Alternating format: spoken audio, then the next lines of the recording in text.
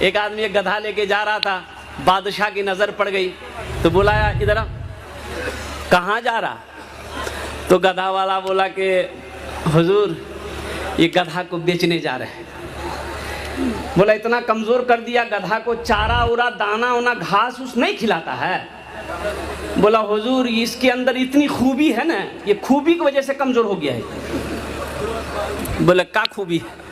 बोला खूबी इसमें यही है, वो धोबी बोला खूबी यही है कि इस गधे पर जो बैठ जाता है ना उसको मक्का मदीना दिखाई देता है। बोला ताज्जुब वाली बात भाई, ये तो आदमी 5 लाख टका अभी तो 4 लाख रुपया हो गया, अभी हज करने जाइएगा कम से कम 4 लाख रुपए चाहिए। बादशाह बोला कि लोग हज करने जाते हैं 3 लाख रुपए खर्चा करके, तब वो मक्का मदीना देख के आता है, और तुम कह रहे हो गधा में बैठ जाके मक्का मदीना दिखाई देगा। तो धोबी बोला कि हुजूर अगर मेरी बात गलत हो तो मेरी जबान काट दीजिएगा, आजमा लीजिए। बोले इसकी कीमत कितना रखे हो? बोला 50,000। गधे की कीमत 50,000 है। तो बादशाह बोला अगर बात तुम्हारी पक्की सच्ची निकली तो इस गधे को हम खरीद लेंगे, हम रोजाना गधे में बैठेंगे मक्का मदीना देख लेंगे। बोला आजमाइए। तो बादशाह बोला पहले मेरा वजीर आजमाएगा। वजीर को बोला इधर आओ, गधे पे चढ़ो तो देखो तो मक्का मदीना दिखाई दे रहा है। तो वजीर जब चढ़ने लगा तो ये धोबी रोका गधा वाला, रुकिए। इस गधे पर बैठने के बाद मक्का मदीना उसी को दिखाई देता है जो चोर ना हो, बेईमान ना हो, डकैत ना हो, गद्दार ना हो। तो बादशाह बोला मेरा वजीर तो फाइनल है। बोला बैठाइए। तो वजीर बैठा तो दाएं देखा, बाएं देखा, आगे देखा, पीछे देखा, ऊपर देखा, नीचे देखा, कुछ नहीं दिखाई दे रहा उसको। तो बादशाह बोला कि अरे क्या देख रहा है? तो वजीर दिले दिल सोचा कि अगर हम बोल देंगे कि कुछ नहीं देख रहे हम, तो बादशाह बोलेगा कि बहुत बड़का चोर है जो हम हइये हैं, हम करें तो क्या करें, बड़का पैमान निकलेगा, बादशाह की नजर में गिर जाएंगे हम। बादशाह पूछ रहा करे अल्लाह का बंदा क्या देख रहा, बोलना। तो बोला हुजूर मत पूछिए हमको, हम क्या देख रहे वो हम समझ रहे हैं। अरे क्या देख रहा है? तो बोलोगे सही, बताओ तो सही, हमको भी ना देखना है। तो बादशाह बोला हुजूर हम क्या बताएं, हम क्या देख रहे हैं, ये मक्का चमक रहा है, वो मदीना चमक रहा। बोला जल्दी उतरो, हमको भी देखना।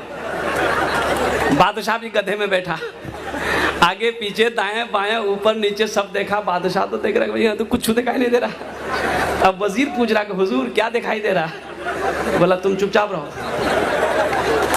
बादशाह सोचा कि वजीर को मक्का मदीना दिखाई दिया, हम बोलेंगे हमको दिखाई नहीं दिया है, तो ये हजारों लोग बोलेगा इसका मतलब सबसे बड़का बेईमान ये बादशाह ही है। बादशाह मक्का देखा कि नहीं देखा, मदीना देखा कि नहीं देखेगा, बाद में बताने की कोशिश करूंगा। गौर करने का मकाम है। लड़का वाला कहता है 2 लाख टका, तो लड़की वाला बोला हाथ जोड़कर खड़ा हो गया, समधी रहम कीजिए, मेरे ऊपर में रहम कीजिए, 2-3 बेटी मेरे पास में है, हम 2 नहीं दे पाएंगे, 1.5 देंगे, जमीन बेचनी पड़ रही है, सूद पे पैसा उठाना पड़ रहा है, हमको कर्जा लेना पड़ेगा, तब जाकर हम 1.5 लाख रुपए इंतजाम कर पाएंगे। अच्छा ठीक है, 1.5 लाख रुपए पे राजी हो गया, ठीक है तू 1.5 लाख टका दे और ठीक। लड़की वाला सांस पे सांस लिया, उसके बाद बोला कि और कुछ?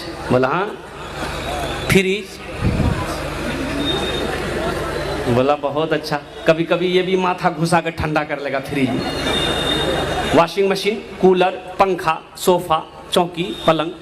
बोला कौन ऐसा पलंग? बोला पुराने जमाना वाला पलंग नहीं, अभी जो पलंग निकला है 40 से 50-60 हजार रुपए उस पलंग की कीमत है। बोले बॉक्स वाला पलंग।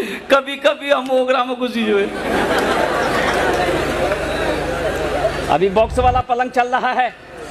लड़की वाला मजबूर है, अरे वो मजबूर है, वो समझ रहा है कि मेरी बेटी जवान हो चुकी है, 3 साल से घर में बैठी है, इन जालिमों के यहाँ अगर रिश्ता ना करूं तो मेरी बेटी बैठी रह जाएगी, भले ही मुझे सूद पे पैसा उठाना क्यों ना पड़े, कर्ज लेना क्यों ना पड़े, जमीन बेचनी क्यों ना पड़े, हमें अपनी बेटी की हाथों को पीले करना है, बेटी को ससुराल भेजनी है।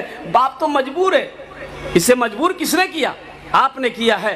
तो आप क्या समझते हैं अल्लाह की बारगाह में इसका सवाल जवाब आपसे नहीं होगा, हिसाबो किताब अल्लाह नहीं लेगा? क्या अल्लाह की बारगाह में आप बच जाओगे?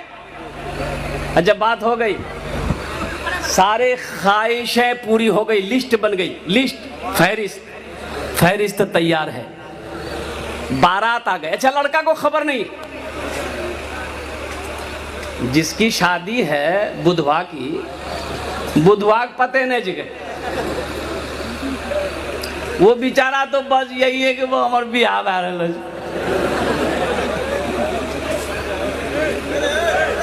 बारात गई, निकाह हुआ। अच्छा, निकाह देखिए, हाँ, भाई जो निकाह पढ़ाएगा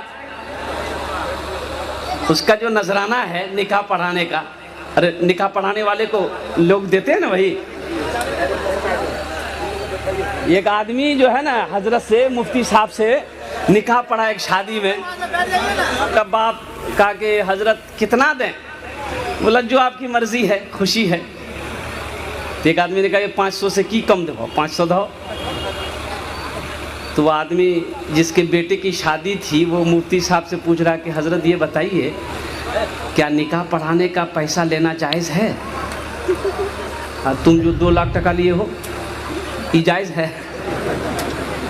देखिए यहाँ 500 रुपया में देखिए उसका पसीना छूट रहा है, 500 रुपये में पसीना छूट रहा है। अब वहाँ घप लिया है, जहेज लेने के लिए अलग से गाड़ी लेकर आया है, सवारी गाड़ी, ट्रक लेकर आया है। निकाह हो गया, लड़का खुश है कि मेरी बीवी मुझे मिल जाएगी।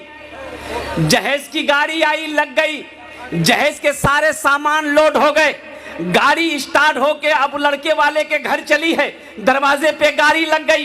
ए नौजवानों, जरा ईमानदारी से बचाओ, पलंग उतरेगा, किसके घर में लगेगा? बाप के रूम में लगेगा कि बेटे के रूम में लगेगा? बोलिए बोलिए। सोफा उतरेगा, किसके रूम में लगेगा? बेटे के रूम में लगेगा। मांगा कौन है? मांगा। टीवी उतरेगी, किसके रूम में लगेगा? बेटे के रूम में निकलेगा, लगेगा। मांगा कौन है? बाप मांगा है। बाप इंतकाल कर गया, मौत हो गई, मर गया। दुनिया में उसका बेटा उस टीवी में फिल्में देखेगा, तस्वीरें देखेगा, गलत चीजें देखेगा, तो कब्र में ठोकैया कौन खाएगा? बेटा खाएगा कि बाप खाएगा? तो ऐसा काम क्यों करेंगे भाई हम? ऐसा काम हम क्यों करेंगे? अरे हमें तो बहू चाहिए, बेटे के लिए अच्छी बहू चाहिए। हमें तो ऐसी बहू चाहिए कि जो सौमो सलात का पाबंद हो, ऐसी लड़की चाहिए जो 5 वक्त की नमाजी हो, जो कुरान की तिलावत करने वाली हो। ऐसी बहू अगर घर में आ जाएगी, अल्लाह उस घर को जन्नत बना देगा।